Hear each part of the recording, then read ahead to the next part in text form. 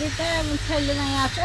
আমার জন্য আমার শরীর খুব খারাপ দিয়ে এই সুগার, পেটে পাথর, খুব ভুল করে ফেলেছি আমি। ডাক্তার দেখাবো বলে বাড়িতে কেউ দেখায় না দিয়ে 3-4 দিন থেকে ডাক্তার দেখানো করে বাড়িতে ঝগড়া হয়েছে। না কেউ দেখায় নেই, বৌমা শুধু মানা করে।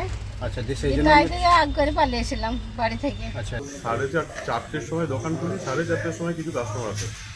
তার মধ্যে মাল দেখাতে দেখাতে কোনো অজ্ঞাত পরিচয় এক ভদ্রমহিলা ওকে কোনো একটা মাল সাইড করে নেয়। সেটা উনি চলে যাওয়ার পর আমরা সিসিটিভিতে দেখি যে তার এগেনস্টেই আমরা একটা অভিযোগ দায়ের করে সার্কিটের ফাঁড়িতে জমা দিতে।